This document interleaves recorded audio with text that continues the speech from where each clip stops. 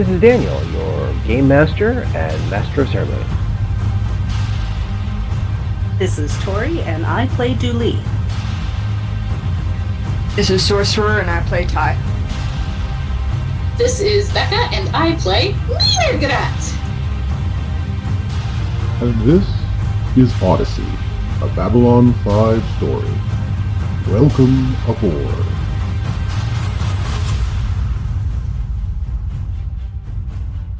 No. You do not have to worry about that. No. As the Earthers say, I am fit as a fiddle. Whatever a fiddle is. Maybe it's a bear. Something large, strong, maybe. But I can tell you this. I have just... You, just a moment. I will talk to you soon. You go there. I will deal with you in a moment. Ariadne, make sure they have signed all the correct forms. Yes? Good. Now, let me take care of this, and then I will take care of... Yes, it is fine. Come, sit. This is how I have to deal with auditions nowadays. They all want to know, have I been inspected? Have I been checked out? I have been to the meds facilities in this town multiple times. I am, as they say, fit as a fiddle, as strong as a, what is that thing? You know, with the hooves and the long face and the... a giraffe! Yes, I'm as fit as a giraffe. All it took was 34 injections, and then I'm perfectly fine. Anyway, you don't want to hear about my medical history. They certainly don't. But you want to hear about more of the Tau Mare Celestia, yes? Good. Sit.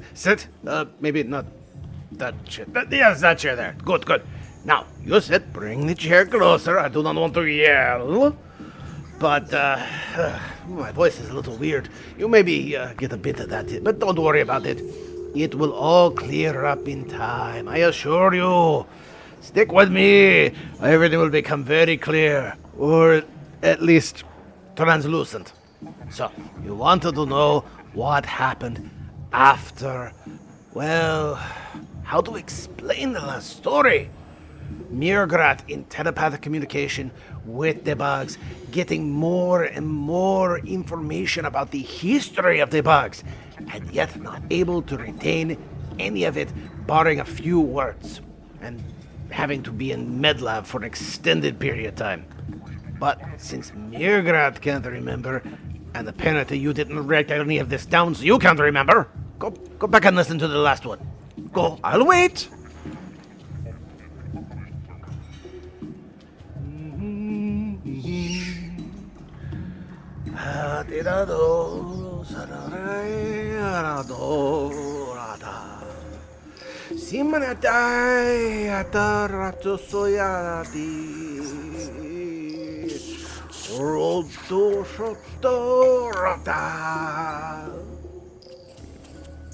Oh, did you finish? Good. Now, however, things were not looking the same way for Dooley and Ty as they made their way to the bridge. So, Ty and Dooley, now you guys are heading off to the bridge, correct? Is it the captain? Yeah. Yes, that was the plan, I think. Okay. So, on the way there, again, there's more hustle and bustle. Get a sense motive check from both of you guys, please. Oh. Let me roll first, then I'll bring up my character. Dice rolls. I had Adobe quit a little bit ago, so I'm gonna roll, and then I'm gonna reopen the character sheet and give you the plus. I got 25. Oh, 25, okay. Well, and then only for... It probably doesn't matter what I have, because I rolled a 2, so... So your Dooley is focused on basically, okay, let's gotta do this, let's keep going. You're still coming out of the fact that you had, blue goo on your face not that long ago, and now you're being dragged off to duty again. Yeah. But at the same time, it's okay, gotta do this. Ty, on the other hand, gets the idea of vibe. Yeah, that would only be a 12, by the way. Okay, that's not bad.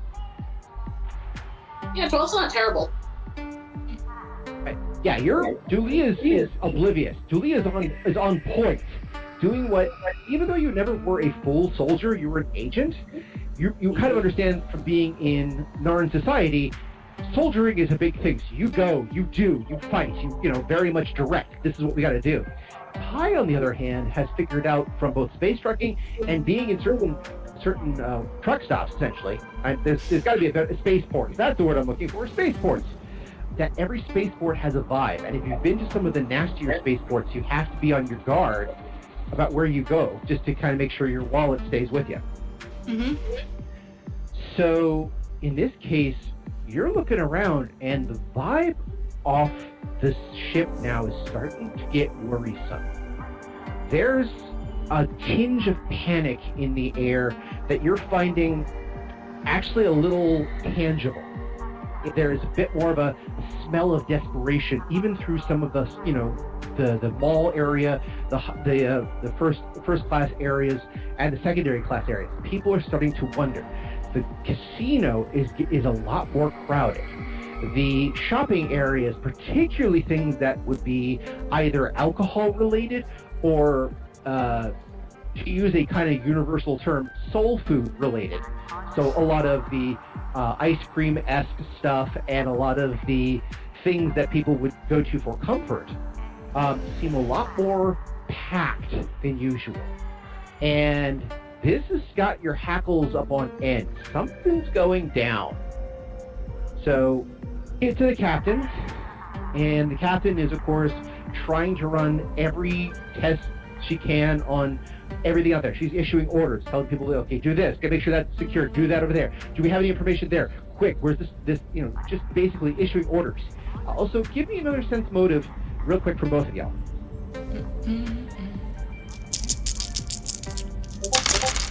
None. Oh, dude, 29. This is one of Ty's like main skills. And 13! So there's Dooley going, Dooley reporting for duty as requested, and you, Ty, you get a general sense that Captain probably hasn't slept in days. Captain has been on edge for way too long. And unfortunately, you know the look that she's starting to get. The look that in any other situations where if you hear the phrase, we have to lighten the load, they start mentally calculating the weight of each passenger. Well, I don't want a crazy person in charge of the ship where I'm currently stranded in unknown space, obviously. So even though normally I would not particularly care about this problem, I kind of like sneak out and call up Dr. Rohr right quick. While Dooley is talking, because let's be real, nobody really gives a shit what I'm doing in this situation. I love the attitude of the I'm not crew, nobody's gonna give a shit, but this person might. Okay, so basically, rather than doing the full check-in, when you see the captain, you just, you know, mentally do the whole, like, pick up your comm link and kind of do the ship. Oh, hi, I'll report right there. Absolutely, on the way. Yeah, you know, just kind of hang back a little bit, and when Dooley goes in, I kind of go back out. Okay, Subtly. so we'll take care of you in a second. Leaving. I'm just gonna make a phone call in the hallway, basically. Exactly. You're basically going to get out of earshot at the bridge, but once you're in a place where you feel like you can make a call discreetly, then you're going to make a call. Yes. Okay. So, Dooley, you come in. Dooley reporting as ordered, and the captain turns to you and just says, "Please tell me that you have figured out what's going on with those things." To specify which things, please. There are multiple things. The things that came out of the Bombari, the things going on with this ship. Why is there some strange occurrences going on in the shuttle bay? Why have you been futzing around the medical bay with the blue goo and the brain that came on the shuttle you came on? What is going on? So I will give him, right? Give him a very condensed version of the events, minus us torching the room, and basically We now know about the time-traveling aliens, and we now know about the bugs. We have not determined if they're related, and we believe our current position in space has to do with the time-traveling aliens, but I'm not sure. We are investigating, and the blue goo has something to do with the bugs, which is why we were investigating it. Okay, good. Kind of like, she like nods. All right, good. You've been doing some investigating. Game is taken care of. Good. She's like, okay. She. I forget what gender what is the captain's name again? Joan. She is. It's a she. Okay. A she, her, if you will. She looks over and she's like, okay, so you don't have answers yet. We need you to. All right, fine. She says, all right, fine. We're gonna have to send out shuttles to investigate. We're going to have to send out a scientific crew to investigate those planets and see if there's any place we can find for orientation. We're going to have to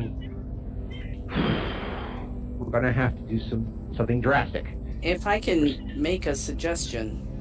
She kind of like throws her hands out towards you. I'm all ears. Two of them, actually. One, we know that we have aliens on board, non-registered guests, and we are attempting to find them to question them.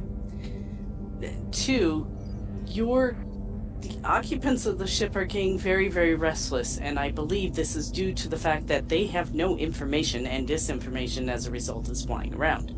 Issue the second one. You failed your role, and you didn't get that. Only Ty got that, unless I mentioned it to you.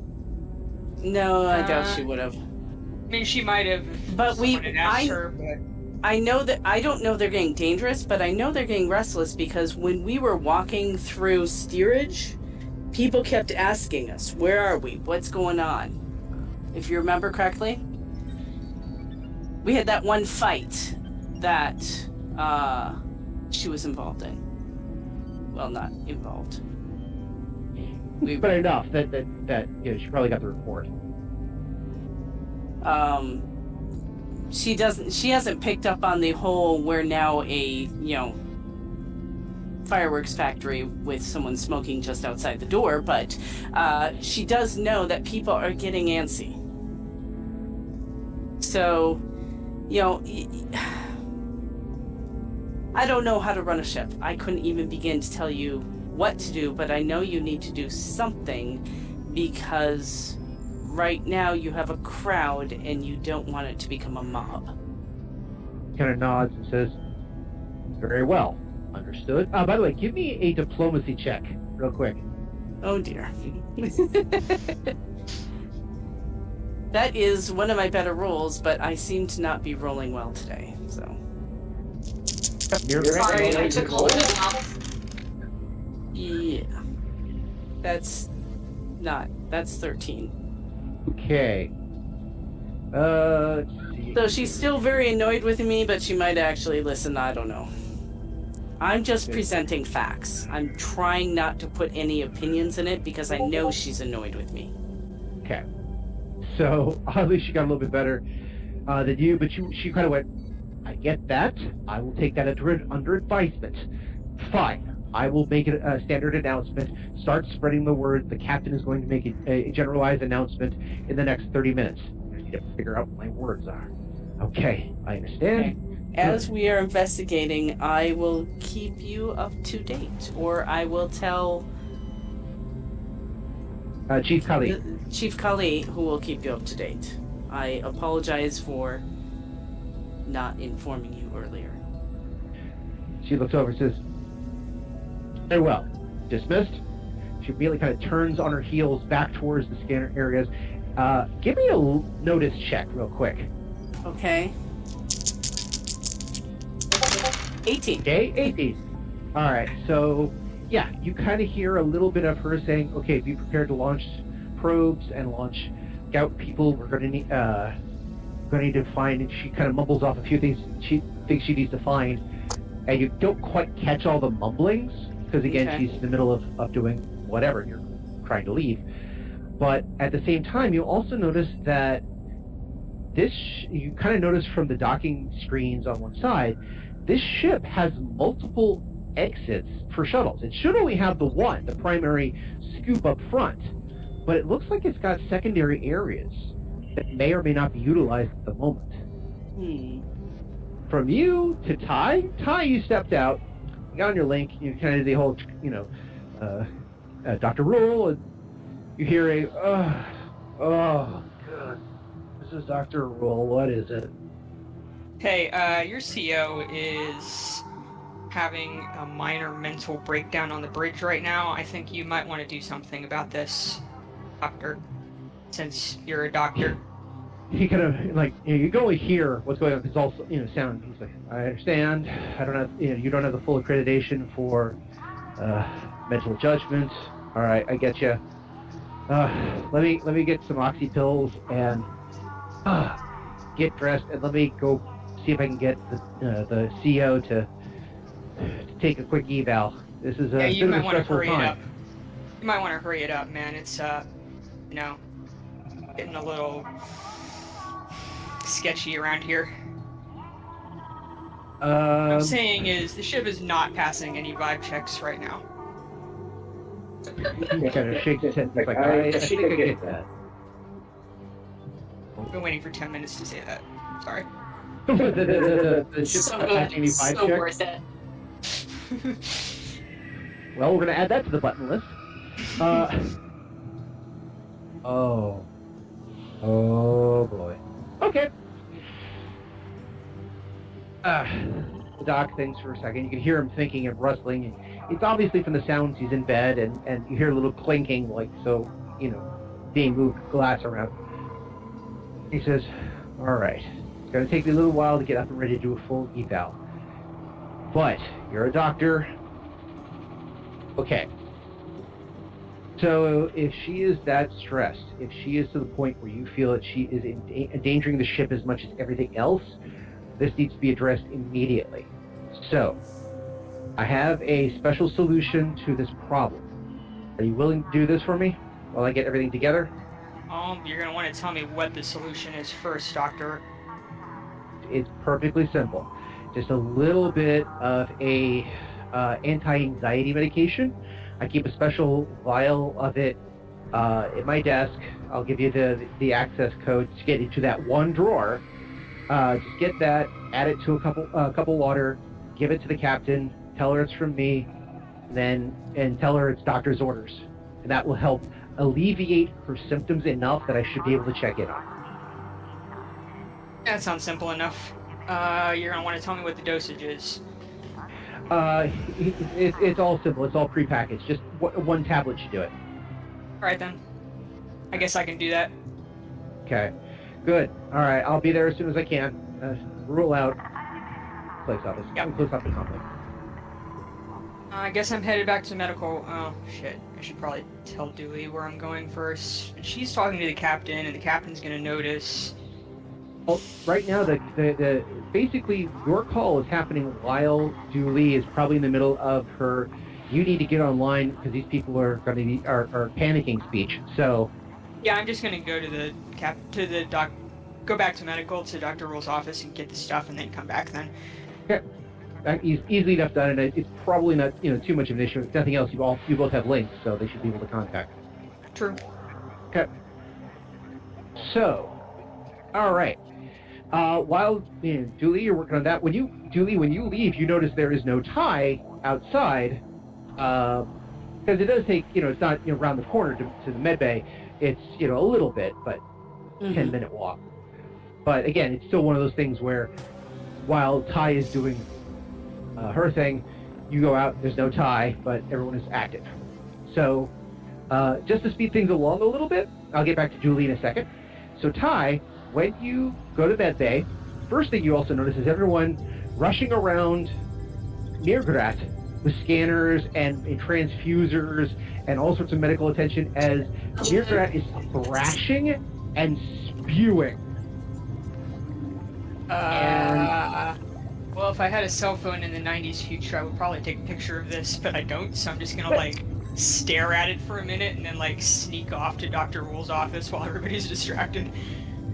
Fair enough.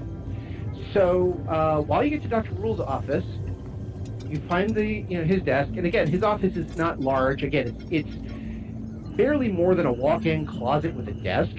I mean, it's just enough that he has a little bit of privacy for, what he has to do, research or phone calls, so he doesn't, break HIPAA laws or anything else like that, but it's very minimal. And so you get into his office, and he's got, a couple of cabinets in his desk, and most of them are number lock sealed or fingerprint lock sealed. So you type in the code for the one lock seal, and it does open. And inside there's a number of vials, there's a number of notes, a couple of one big notebook, and the very large vial full of tablets that he mentioned to you before. Now, don't think of it as tablets like you're taking a pill or here's a extended release tablet. These are tablets in the same way that Sweet Tarts are tablets. Yeah, like an Alka-Seltzer. Or Necco wafers or Alka-Seltzer. Yeah, exactly. Okay, yeah, so it just all... I'm pretty sure those are all made of the same stuff. Yeah. Well, no, because we know that Necco wafers are made from wax, sugar, and evil. But they're actually made from chalk and despair. Should this be the time to mention that I like both Sweet Tarts and Necco wafers? I like Sweet Tarts, but okay. I grew up in Massachusetts, home of the New England Confectionery Company, aka Necco, creator of Necco wafers, the worst thing to get in your Halloween basket.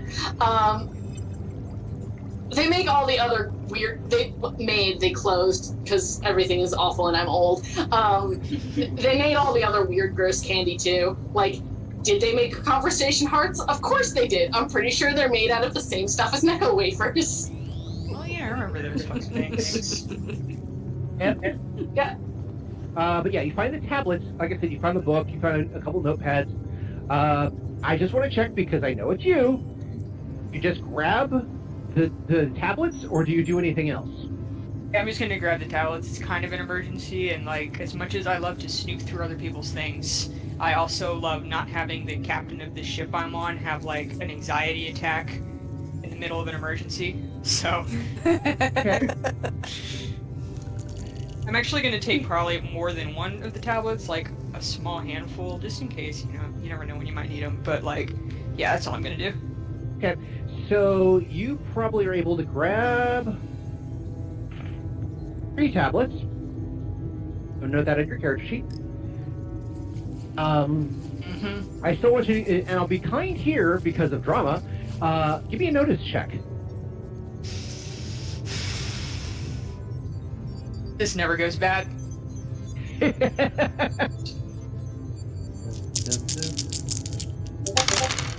4. Oh dear. Oh, okay. I do not notice whatever it is. Okay, fair enough. So for the purposes of drama, we'll have to wait. Like I said, I have backstories on many people, but again, that will wait for another time. So, you grab the tablets, and when you leave the office, close it, nobody's really noticing you because that's about the time that you hear the ungodly noise. I mean, it will haunt you. Ungodly noise of mrr'r'grr'rat waking up screaming, choking on various fluids coming out of it, and those fluids being sprayed against the far wall like, again, a Jackson Pollock painting or a fire hose combined. I'm pretty sure everyone who was in that room is gonna have nightmares about that. This is the worst thing I've seen this week, but it's not.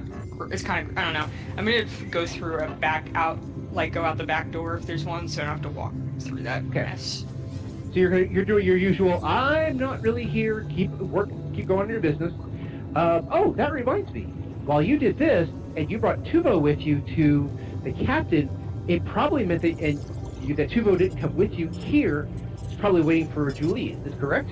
Yeah, that sounds right. He's like responsible enough to leave by himself for 10 minutes, just not in the middle of med bay for an indefinite period of time. Gotcha. So, oh, by the way, also don't ask me why this comes to my brain. somebody had sent me a video a little while ago of, if you'll excuse me, a hippo farting and having a bad time of it. That's kind of what it would sound like when mrr'grr'rat finally wakes up. Okay. That's, Trust me, it is a sound that haunted me for 3 days. I'm not sure I should Google that. I've already decided not to. So again, for all our listeners, if you absolutely want to know, this is kind of what it sounds like. I don't recommend it, but... Or don't. It's fine. You can live happily. So, going back to the bridge, again, you grab yourself a bottle of water, which is mostly what they have here for emergency uses, rather than like a cup, because, you know, who wants to carry a cup around to this thing? Just take a bottle, drop it in a tablet, and go. So, duly, when you leave the bridge, you do find Tuvo there, who is eagerly waiting. I mean, he basically is... He's doing the usual fashion kid thing of toes, heel, toes, heel, toes, heel. You know, rocking back and forth. And he looks over and he says, Julie, hi. Mom just had to make a call to the doctor, and she's going to be right back. Are you sure? Okay, well, we'll wait here for a little bit then. Is there anything nearby, like food-wise? For the bridge, not so much. Yeah, I didn't think so. Not like close by. Again, you can make your way down to the main shopping areas or one of the class areas down there, not too far away, and then get something. But otherwise, if you're just waiting for like for Ty to come back, again, you know how far it takes to get to MedLab and back. You're talking maybe 20 minutes total, depending on when she left. Hey, remind me of the links. I can link her, right? Yeah. All right, so I'm gonna link her. Hey, Ty, I'm gonna Doctor, whatever. I'm gonna take the kid. We're gonna get some food, and we'll meet you back at the bridge. Yeah, all right, sounds good. I'm on my way back. Okay. On my way back. I'll be back soon. All right. Probably It should take need to us- check on mrr'grr'rat again after we're done with this. Okay, yeah, that's fine. We can do that. I love No the cinematic specific of these. reason. You're like we'll check on mrr'grr'rat, see how she's doing. Whereas Ty is like, I have heard things that no being should ever hear. Should check on Ty. Oh, okay, that's fine. No, really, we should check on her. So yeah. But yeah, I'm gonna take the kid and we're gonna go get some quick food and then come back because Lord knows when we're gonna be able to eat again, and it's been a while since we have eaten. Yeah. So you take that opportunity, and interestingly enough, there is, I labeled it before, and I'll have to look up the document of what the hell I said, but there actually is a decent Narn place not far from you, and as you know, there is at least one Narn dish which is perfectly edible by humans. Oh, it's right, he's human. Uh-huh. Preen? Breen! Otherwise What? known as sweet... Breen, Yeah, otherwise known as Breen. Swedish meatballs. Yeah, Breen, Swedish meatballs, which I happen to like, so I'll get us some of that. So yeah, so you come into the place, and again, I completely forget the name of it. I'll look it up later, and if I remember it, I'll insert place name here. Wrote all this stuff down and completely forgot about it because I wrote it down like half a year ago. There's a place called Shokar's Kill. Well, there's That's Shokar's like- Kill. It's the Drowsy restaurant. That's a fancy sit-down, too. And There was another one, I can't remember what it was called, but it was, I mentioned in the audio demo of the, oh yes, come join his for the greatest cuisine. Oh, and also we do this other place that does Flarn Fusion. Narn Yeah, fast the- food. Yeah. Well, that's the good thing about Green is that for the most part, it actually is technically fast food. I mean, you can't eat it while you're working like a sandwich, but it's, if you're able to at least sit down with a bowl of it, you're good. Or hold up a bowl and devour, you're good. Not unlike when you get fast food in certain places in Europe, or in New York, where you don't have a table, you have a bar you stand at. Like the high tables in Panda Express. Reuse those. Okay. Oh, yeah, Panda Express has standing tables, so. Something like that, but again, most of the time the bars are up against the wall, so if you get the ones by the windows, you have a decent view, but otherwise it's just large. The table's just large enough to hold your dish and, like, water to the side, but that's about it. Yeah. Okay. So, again, if you were in certain pizzerias in Berkeley, I'd also say, oh yeah, go there, but we're not there. But you get the idea. But again, kid, you know, he finds initially Breen unusual compared to a lot of stuff he's used to, but in the human head he's in now, he's like, oh, this is amazing! And he's just like, you know, you've seen a 10-year-old who really loves their food. Yeah. They inhale it. Like exactly. Where you think to yourself, maybe I should take that fork away from him, he's just going to hurt himself. It won't matter, they'll just hold the dish up to their food, to their mouth. Exactly! This is accurate. All right, so I will buy 2 more dishes to go, and I can walk and eat and give the dishes for him to hold and say, now, one's for the doctor, one's for you when we get where we're going, so don't eat it yet. You know, again, it's put into a bag. It has the reusable containers that it's going to go in recycling, but otherwise, yeah, it's pretty much, it's not unlike getting fast food, a lot of places to go food now where they come in the plastic containers. So yeah, he's like, okay, I get that, and he holds the bag, and he's, you know, thank you very much. Very polite kid. And so, you know, he's happy as hell because he's A, full, B, full of stuff he really likes, and C, he's kind of I have a purpose now. My purpose is to hold food for Mom and other people. For me, he went to private school. Well, let's just say he sure as hell didn't pick it up from his dad. Okay, now granted, if he starts picking up the word, you know, fuck every 3 words, then he picked that up from his mom. Oh, good grief. All right, heading back to the bridge. So you head back to heading back to the bridge. So you and Ty get there at about the same time. Actually, no, Ty probably gets there first because, you know, again, even fast food takes more than a few minutes, and you come back. Yeah, you finish your breen. It's not bad. I mean, it's not the best breen you ever had in your life, but you're out in, you know, you're far away from home, you're far away from Earth, and you're eating what is essentially not frozen meatballs, but close enough for jazz. Yeah, it works.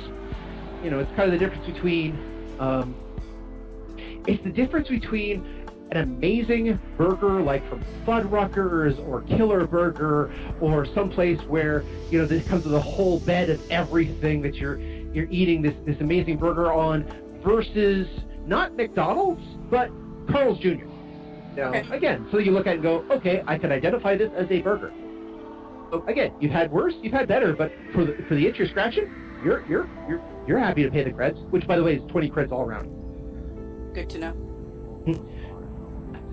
So Ty, you get back to the bridge, you've gotten the bottle of water, you've put in the tablet, it fizzes for a second, and it does turn a color that's not unlike Romulan ale for a few moments. But then it kind of dissipates to a blue? Yes, iridescent blue. Okay, yeah, got it. An iridescent sky blue for a moment before it kind of fizzes away to a blue tinge of water. I like, you know, like almost like pool water level of blue, not like, you know, yeah, you get the idea. Kool-Aid, close enough. Kind of knock on, you know, you open the door, give me another sense motive of the captain and basically of the crew. Just, well, I'll do it in one fell swoop. Okay.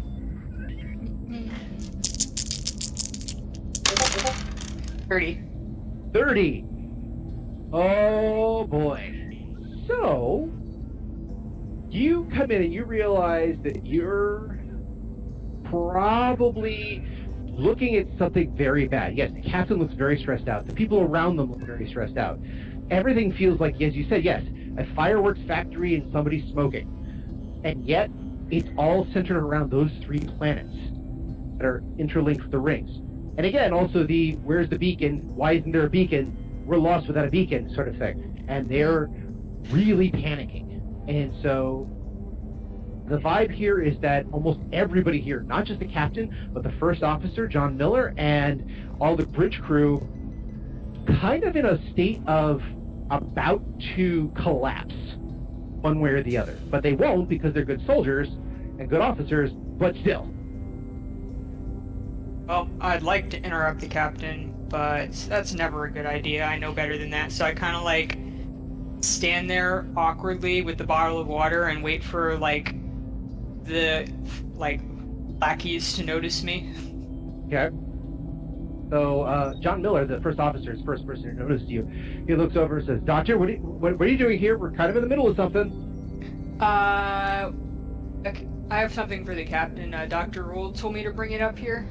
I guess he wants to make sure she's hydrated or something. Anyway, it's from him. The captain basically just looks over. He says, "Wants what? Fine." Grabs the bottle away from you, twists off the cap, throws the thing back like an alcoholic until it's just drained of fluid in like literally as fast as the fluid could leave the bottle. Chug.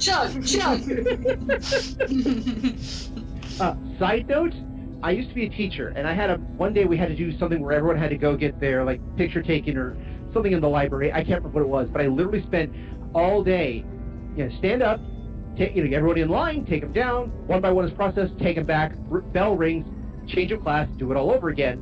And then I had lunch duty where I had to be in the lunchroom doing guard duty, essentially. So I was on my feet for like 6 hours, 6 to 7 hours. It got to the last period.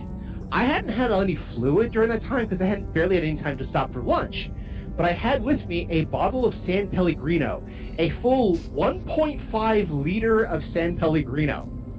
And so I said, "Okay, kids, this is my sophomore group, so they're a little more mature.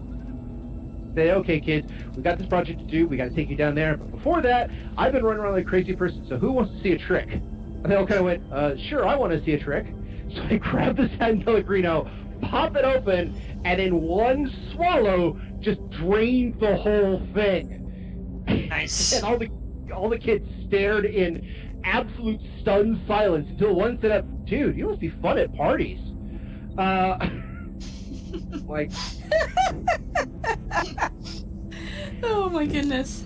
The best part was, unfortunately, then I responded with, "No, not as much as you," and then I tried to say the word think, but San Pellegrino is carbonated. So I didn't say the word think, so which is erupt the word think in a belch. Awesome. So I won the kids over that day. No kidding. So the captain just drains the whole thing, and everyone's like, "Okay, stop." That's very refreshing. Thank you, doctor. Kind of passes you the bottle back with the idea of, "Here, you throw this away for me," or excuse me, to be more precise, "Here, you put this in the recycling retention center depository so it can be reused as other things somewhere in the ship." After seeing this, I kind of look around the bridge and I kind of take a quick step over to, what was the first officer's name? John something? Miller. John Miller. What would his title be? He's first officer, so technically he would be a commander. Okay. Commander Miller. When was the last time anybody on this bridge had something to hydrate with or eat? We've been kind of busy here. We do what we can. Okay, yes, but you have a ship full of civilians, and if you all keel over because you haven't had any liquids or food, this is not a good thing.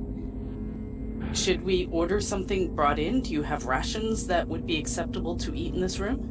Bar rations are fine. Just get them from the commissary. We'll deal with that. When we have a chance to break, when we're not in the middle of a lost in space territory, we'll have a full meal. Is that agreeable? Okay. Well, you understand that this is not quickly or easily solved. You're going to be here a while. Okay, by the way, I need you to make a sense motive check. Me? Okay.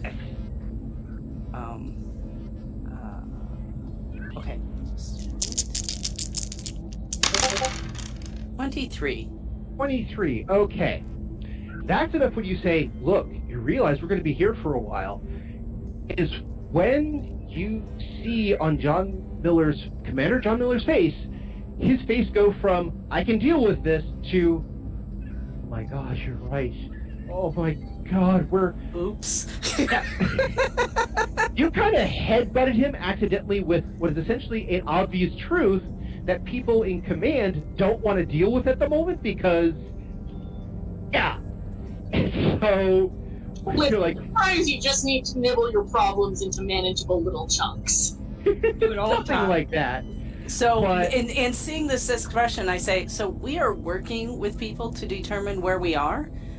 We just need you to keep the ship intact and in space and livable. I've been tasked with trying to determine where we are by talking to some of the aliens on board who may know. So I wouldn't worry so much about that. But you do need to. There are only so many people that can fly the ship. You're one of them. We need you to take care of yourself. Kind of nods and he says, oh, I understand. Very good. Captain looks over and says, very well, you are understood. I will take first watch. I'm going to keep an eye on this. Commander, you take 20% of the bridge crew. I need R&R because we need to be focused and ready. So that's at least 4 hours of sleep plus a meal before you're back here again. We're setting up 4 shifts. Each shift 4 hours 4 hours off plus food, then back. Understood? Yes, Captain. All right, we'll do this. And give me one more notice check, Dooley. And if you're in the room when this happens, you're welcome to do this as well. I'm still here. Just standing around awkwardly with this empty water bottle. 27. 7. 22. 22. All right, so Ty does not notice this very much. Dooley does, and you can take this information for what you will, but I'm going to let you give this little detail. Captain's eyes are now a different color. They've shifted away from blue, and they're closer to green, almost like a bloodstone. I kind of glance over at Ty and say, well, then if you're going to let people go eat, you don't need me to order food. I'll go back to my investigating. Captain says, please do. If you get a chance, hold on a second. Okay. Dramatic personas and things like that. She says, okay, if you can, we'll need you to...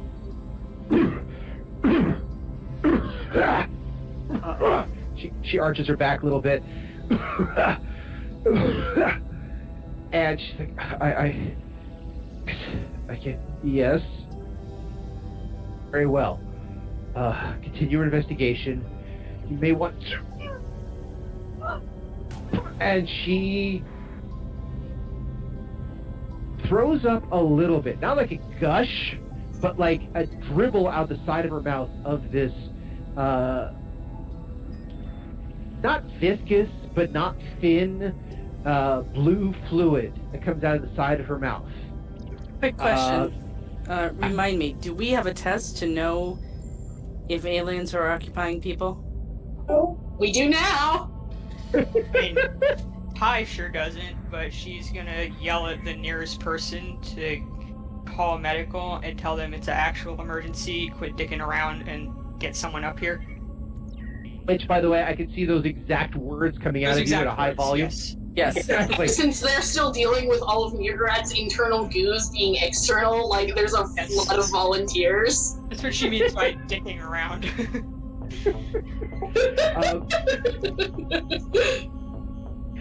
So immediately the first officer just like starts beckoning, you go, you this, that, you stay on station, get us this, do that. He's got it on point, but he's also looking like, ever see a guy at a fair or some other major event where somebody has a little medical emergency and somebody who may or may not have medical training immediately starts issuing orders because he figured out the best way to get people to do stuff and stop panicking is actually to just give orders? Mm-hmm. Yeah, that's... I'm usually that guy. I was gonna So say what I've was been that? that person before. I'm usually that guy. Fair enough. So you're watching. Okay, you do that. You station. You that. You get this. Get that. Get the doctor. The captain's just. I'll be okay. I'll be okay. I'll be okay. Captain, we're getting you down to med lab now. And immediately he points at a few other crewmen. One of which is actually security. Says, you there. Go now. Captain is like, no. She waves. Give me a notice check.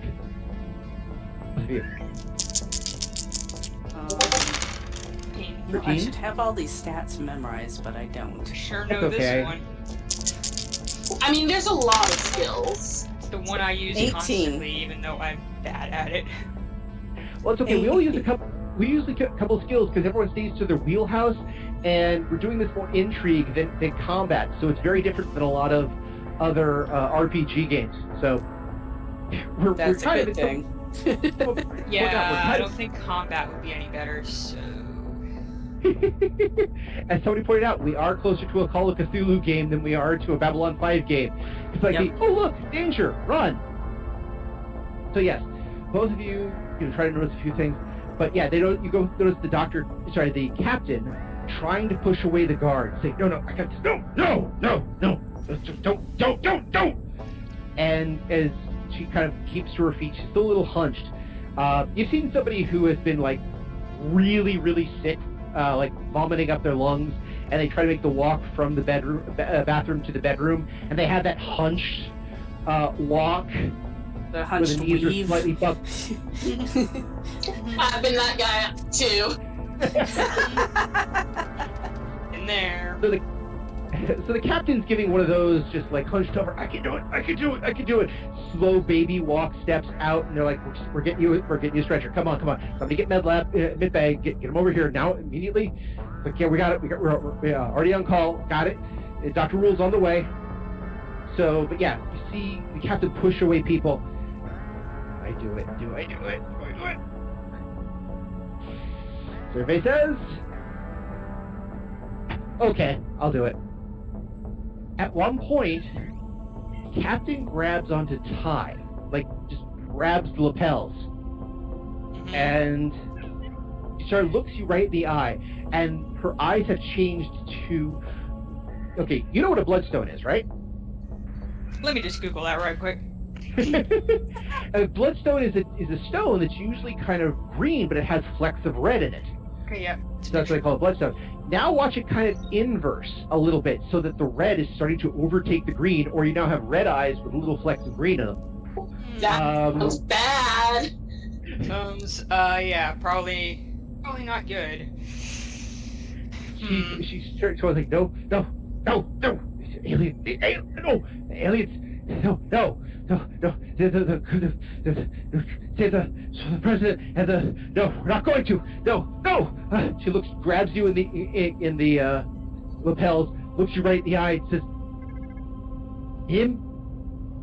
I am Empire, and just like collapses a little bit, but not enough to lose consciousness. Just kind of like drops down to all fours and just, I wouldn't say briskly crawls, but definitely more than the I can barely move crawl, but definitely the I have to get out of the way before everything else collapses crawl. And everyone's like, Captain, let me help you up. And she's like, oh. She just keeps repeating the word no over and over again. And by this time, Dr. Rule does arrive. He looks over and says, so what's going on? First officer, I like kind of shrug, like, I don't know. I was never here, Doctor. I don't know what you're talking about.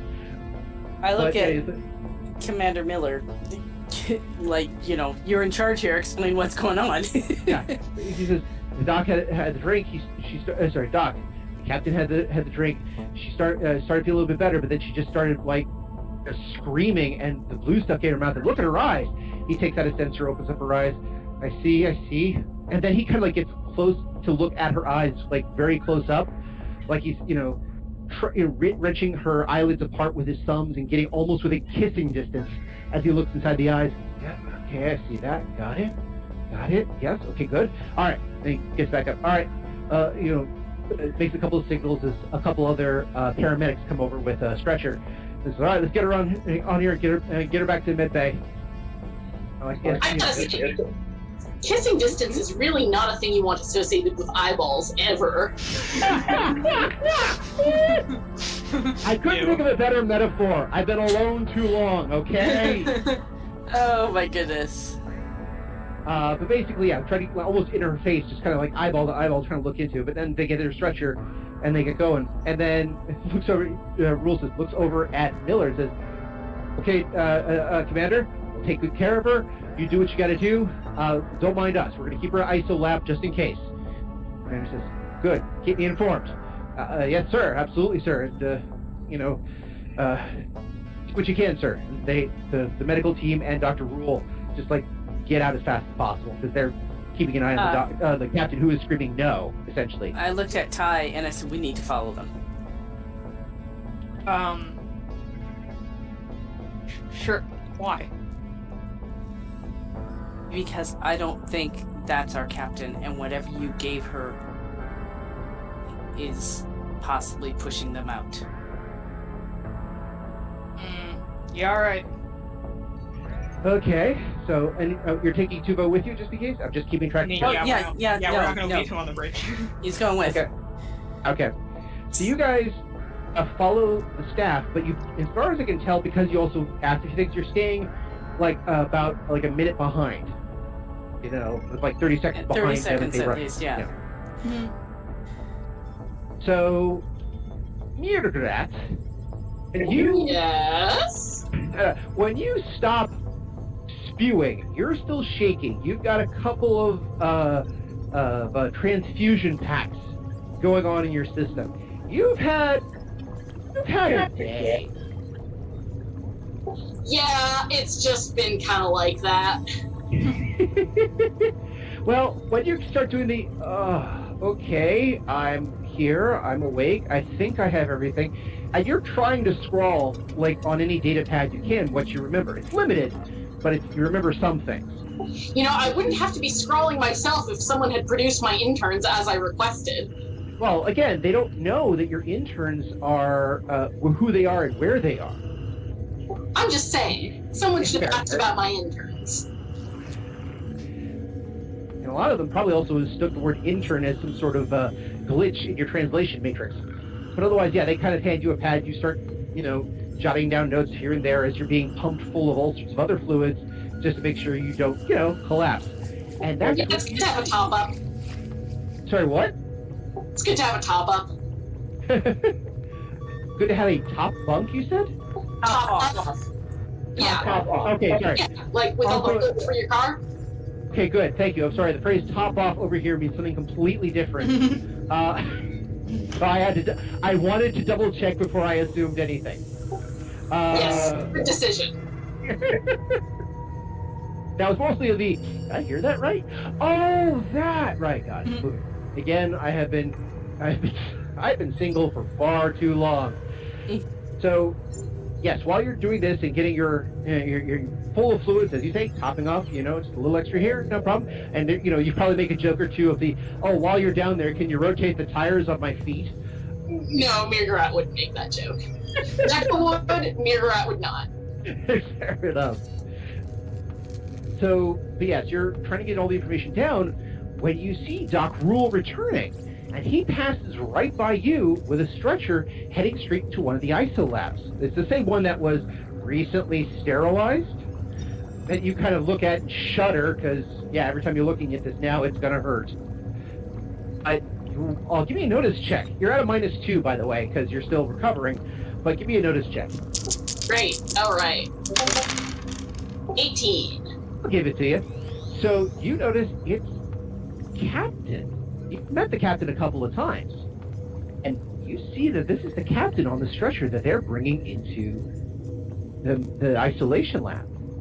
Also took you a second because while you recognize the hair, which is blonde, her skin tone is more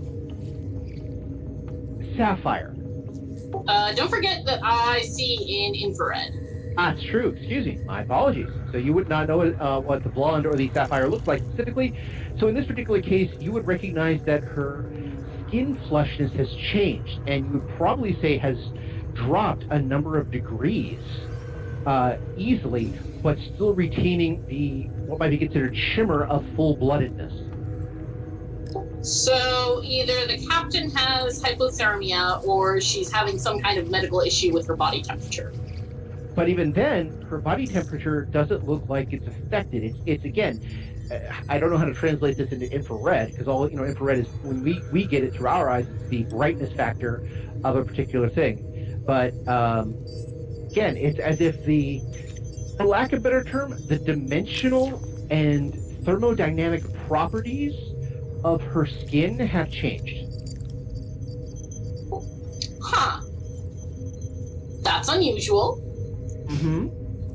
So while you're taking in this, and everyone's like, again, people immediately get off once you're like fully full of vials and fluids, or at least lines in, and they see the captain. Everyone rushes off you, and they rush to there immediately. Everyone suits up. They put on hazmat gear essentially, or mask up for infectiousness, and they immediately go in to see what's going on. The captain is screaming, no, Minbari, no, Minbari, no. That sounds like she's having a war flashback. That's not my department. So, What did she say to me? I forgot. sorry, what was that? What did she say to me on the bridge? I forgot. Damn Minbari. Okay. So, okay. This won't really mean anything to Ty. She knows the Earth Minbari War happened, obviously, but that's the extent of it, because why would a Precuri care about that? Because they were probably selling to both sides. Well, sure, but otherwise. Well, here's another question. Do you have knowledge human? Or knowledge do. Minbari? Knowledge human. Okay, give me a quick knowledge human roll. I know that Ty has that. Does anybody else have knowledge human? I believe I do. am checking.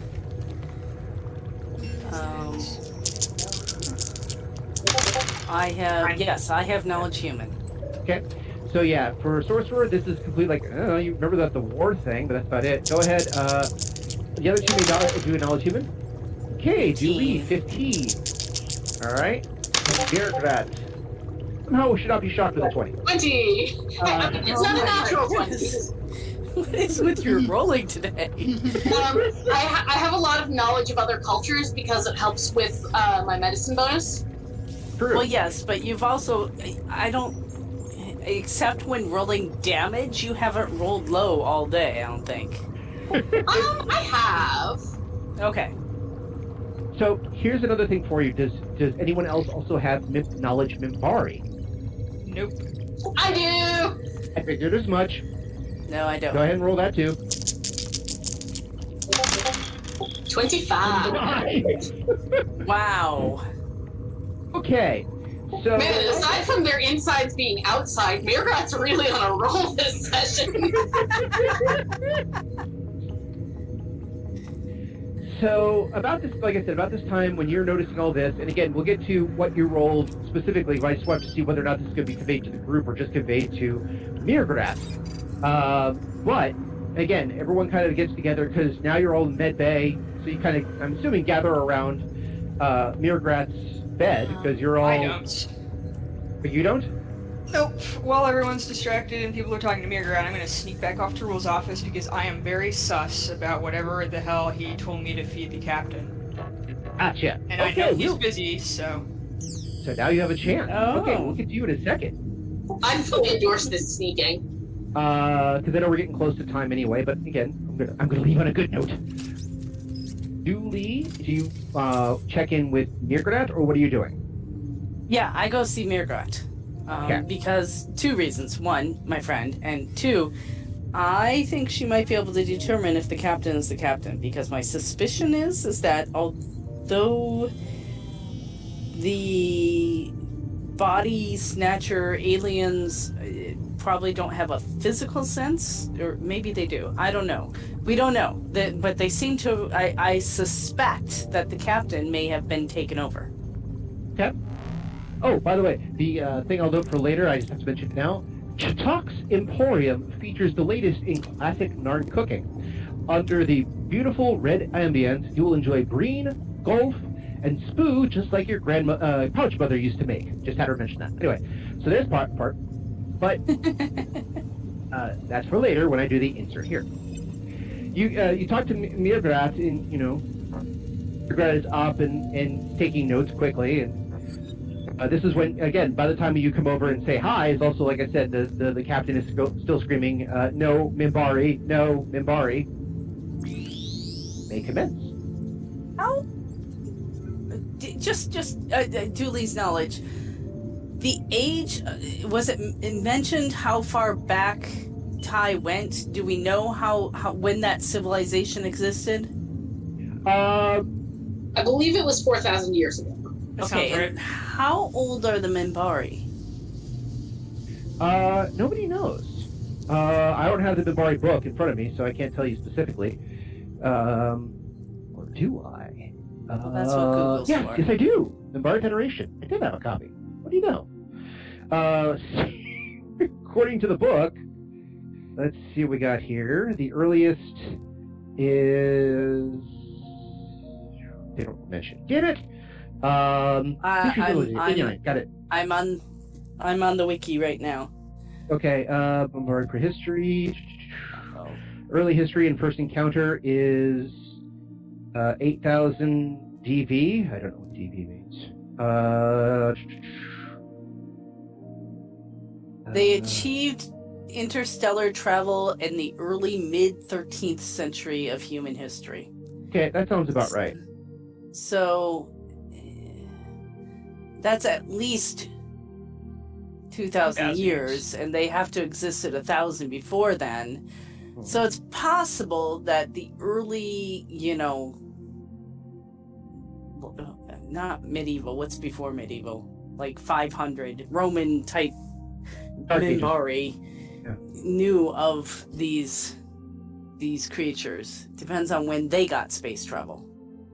Oh, okay. Sorry, now I understand the DV and AV now. It's age of Valen and before Valen. Oh, so yeah. Okay. Looking at the book here, yeah, their dark century was, again, Valen was 1,000 years ago, and their history goes back 8,000 years. But they don't.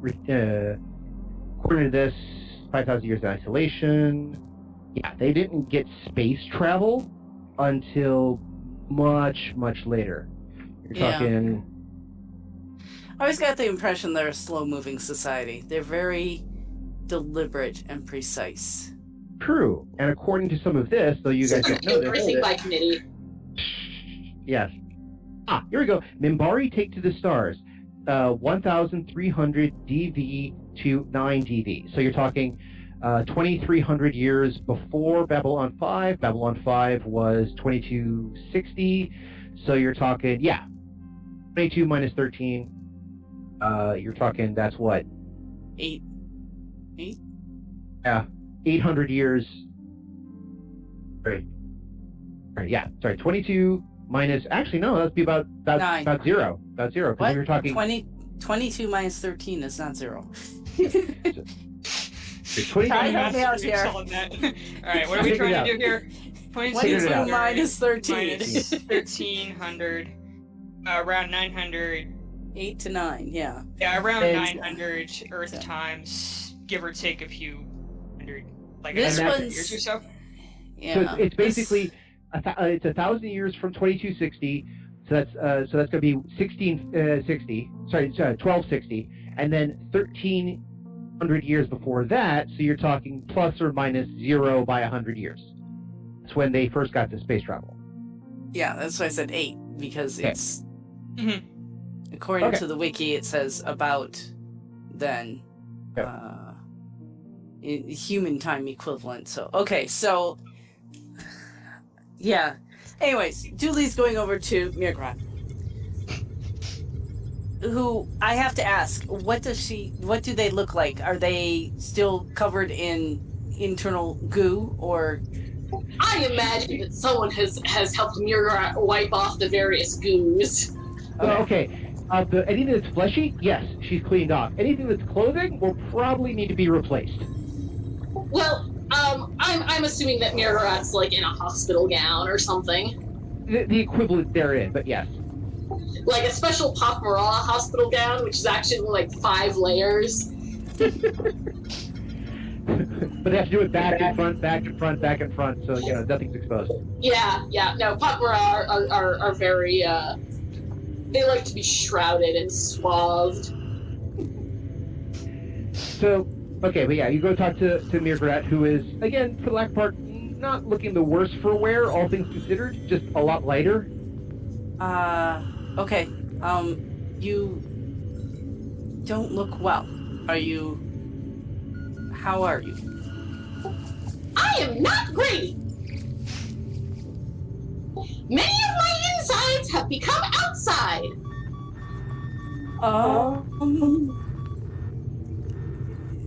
I don't think I can help with that, can I? Not at this time! I am currently working on reintegrating all of the various fluids I have been supplied with. Okay. What does the doctor say? The doctor, she'll need, that mrr'grr'rat will need bed rest for a while to recoup fluids that has been introduced. We'll probably need 3 or 4 really good meals to introduce the right bacteria as well as nutrients, but they're doing that chemically right now. Again, 3 or 4 days, be up and running. So, mrr'grr'rat has this mixture, not mrr'grr'rat, sorry. Julie has this mixture of expressions across her face looking at mrr'grr'rat. One, she's glad that they are on the mend. 2, she is a little disappointed that she can't then turn around and ask mrr'grr'rat to help her communicate with the captain, who she's now convinced is an alien. So, mrr'grr'rat, what caused this? What happened while I was out? I was attempting to telepathically gain knowledge of our adversary, the insects. The insects are our adversary and not the alien creatures who take over bodies? There are more than one alien creatures taking over bodies at the moment, and we are capable of having more than one adversary. You are correct. Did you learn anything that we could use now? I do not believe so. However, my memories are somewhat hazy. I sustained a great deal of internal damage. Have you tried just recording everything you remember? That might help you remember more. I've been working on that. Unfortunately, the requests to produce my interns have not borne any fruit. Interns? Yes, intern Wagner and intern Tuvo. Oh. Well, Tuvo is here now, so that's good. Yeah. Oh, Tuvo's with Dooley and not with Ty? Right. Wait, what? Oh, because all 3 of you came down to the med bay, but Ty snuck off to go do the intrigue. So I'm assuming Tuvo was with Julie. Yeah, she would have left her 10-year-old behind while she goes off to steal and snoop through people's crap. That's, I figured as much. She's just not very helpful. mrr'grr'rat, do you have your recorder on you to make notes? I do! Well, Okay. It was in my robes.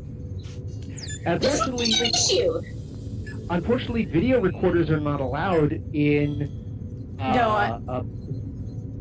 Was it a video recorder? Because I'm thinking the like the old micro tape recorders that they used to have in the 80s.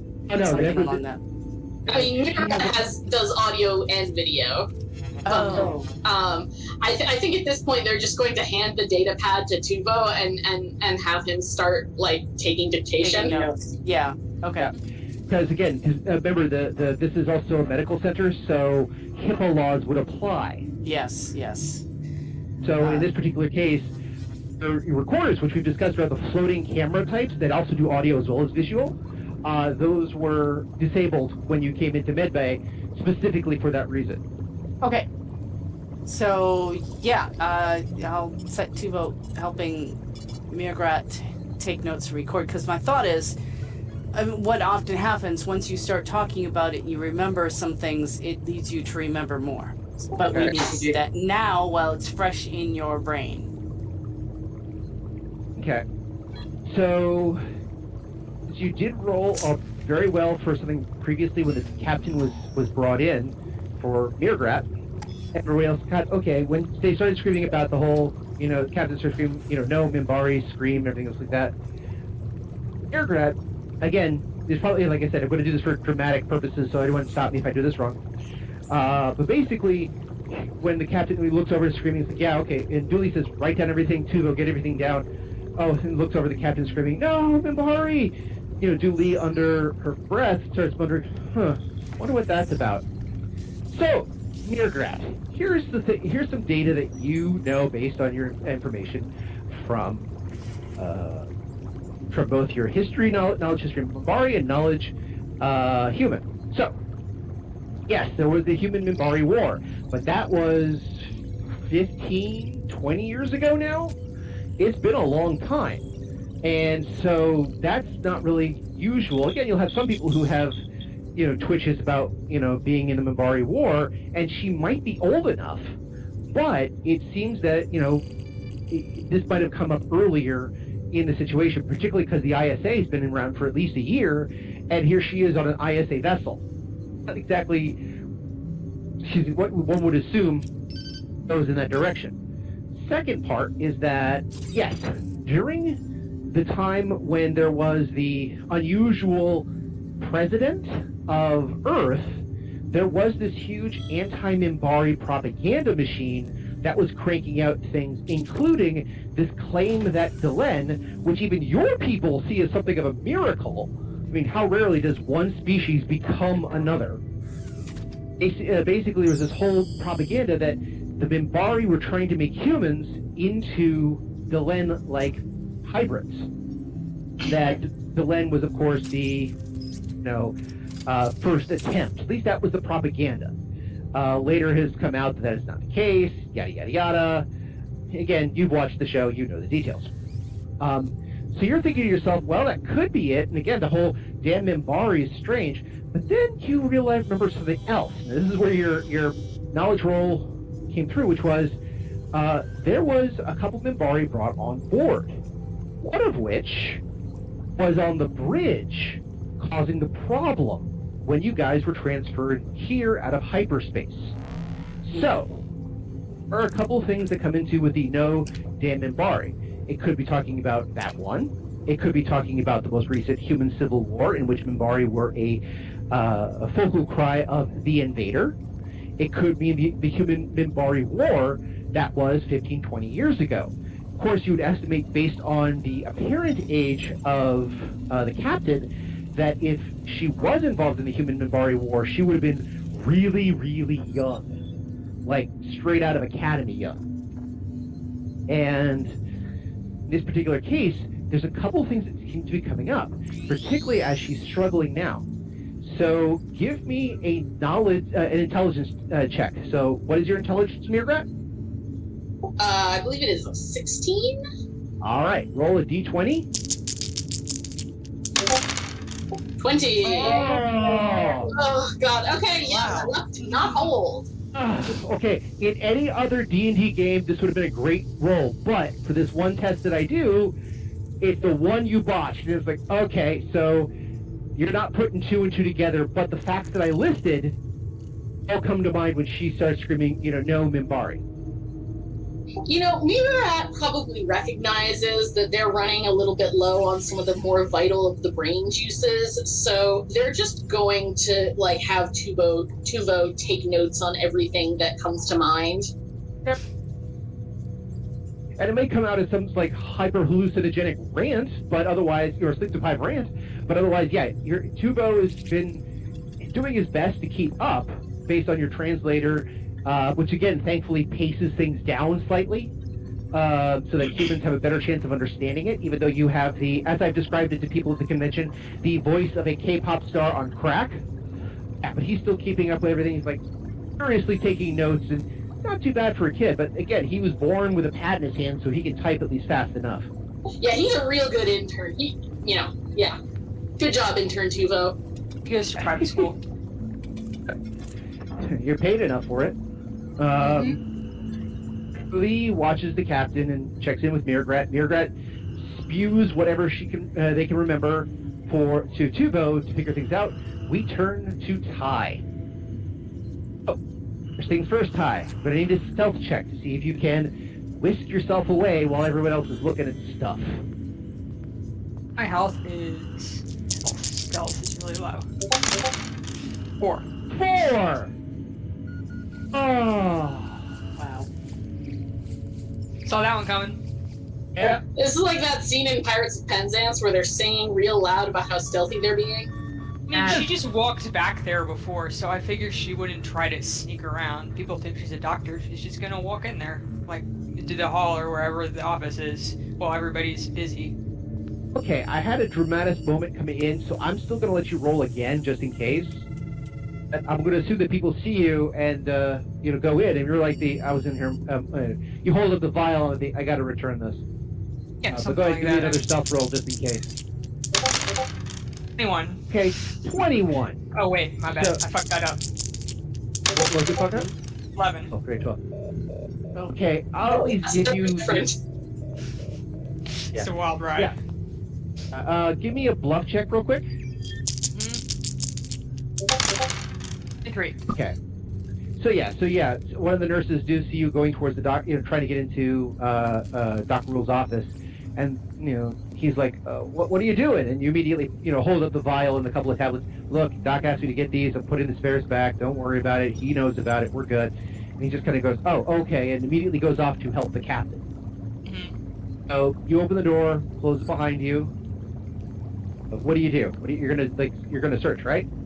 I mean, I can get into one drawer in his desk, so I'm gonna open that one first and start going through it, because why would I bother trying to open the locks on the other ones? There's not really enough time for that. Believe that's an investigate. Okay. Let's see. This is gonna be good. 6. 6. Been good today. You're like doing everything that Dooley is good at. Yeah, right. Julie has to do everything Ty is good at.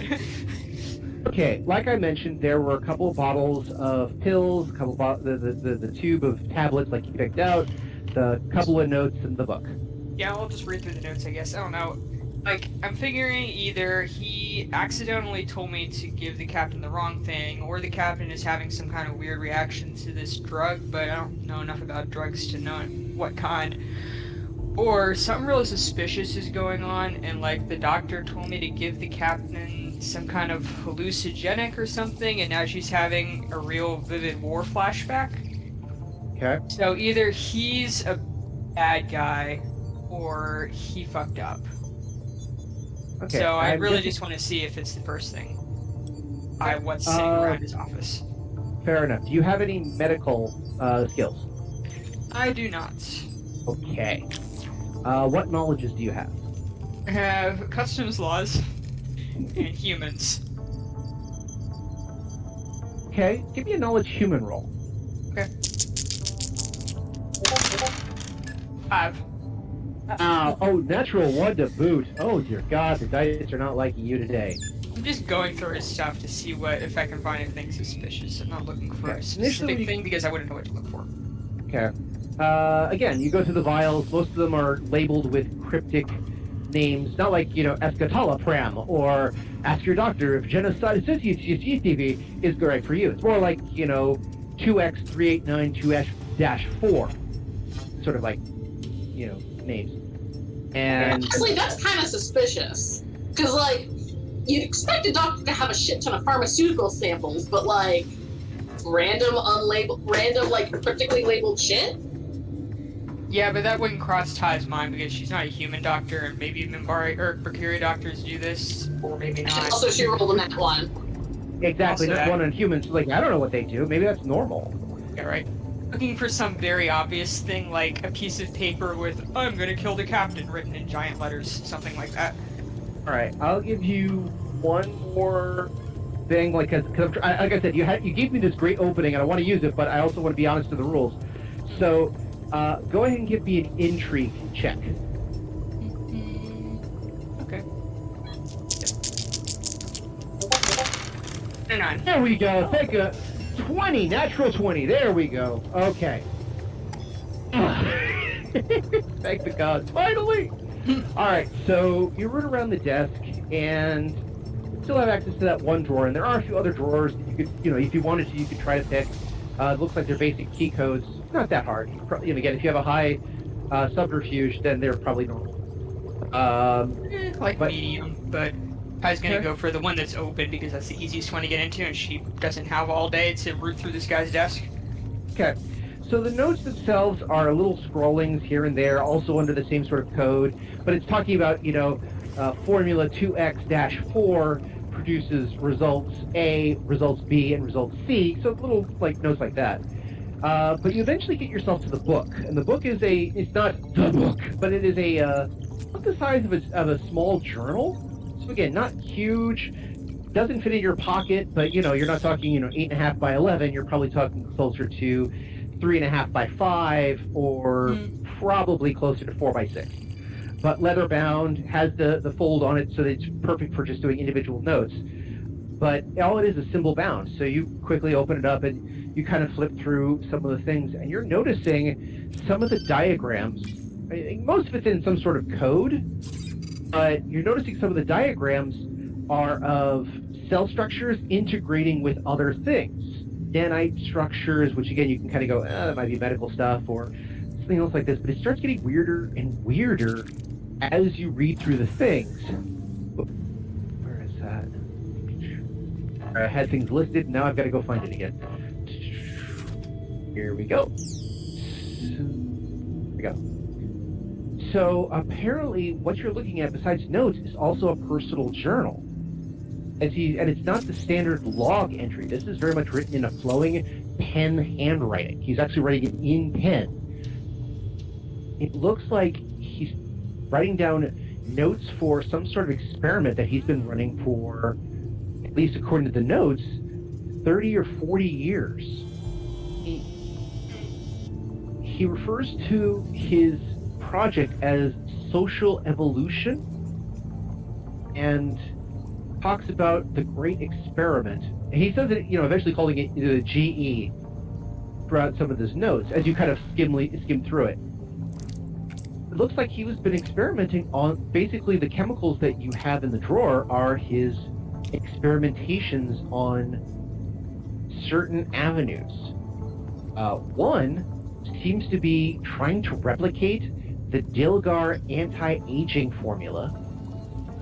One seems to be integrating nanites for growing possible technomage technology, or harvesting, as he calls it, first one, techno-organic technology for integration. Some of the notes, you notice, actually have an EarthGov seal.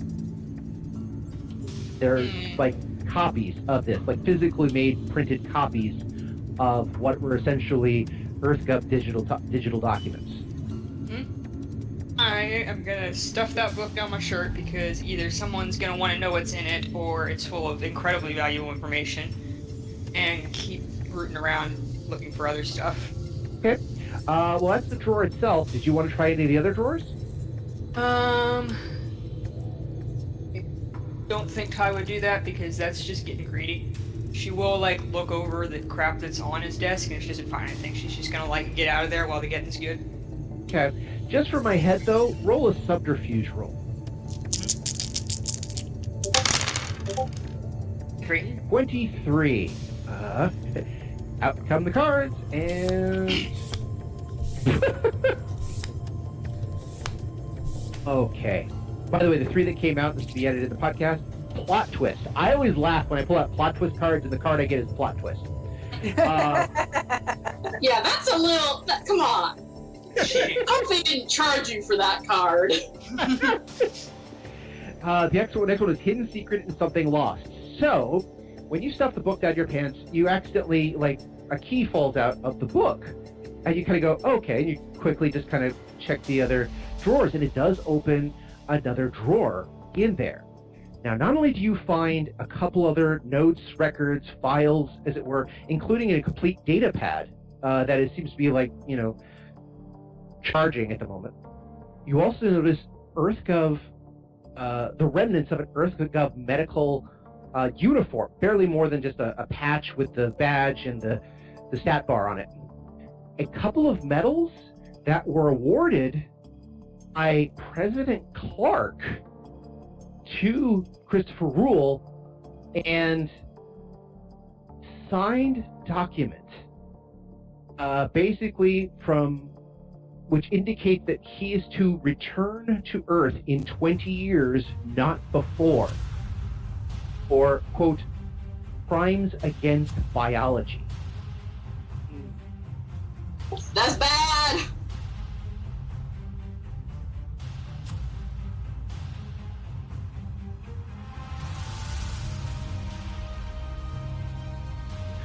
Indeed.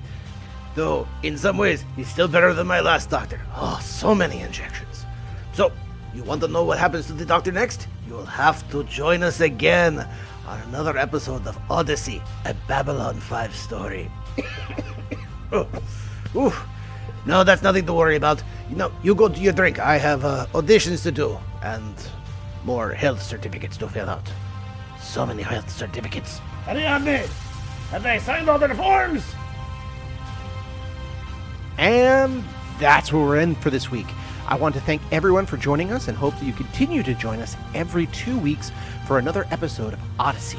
If you have any questions, comments, constructive criticisms, or just want to say hi, then you can find us at temporalplaygrounds.com/Odyssey, or email us at temporalplaygrounds@gmail.com, or find us on Facebook, Odyssey, a Babylon 5 RPG podcast, or Reddit, r/OdysseyB5. Babylon 5 was created by J. Michael Straczynski and is owned by Warner Brothers Domestic Media. The Babylon 5 role-playing game was produced by Mongoose Publishing utilizing the OGL gaming license for D20. Our audio engineer is Gabriel Belden.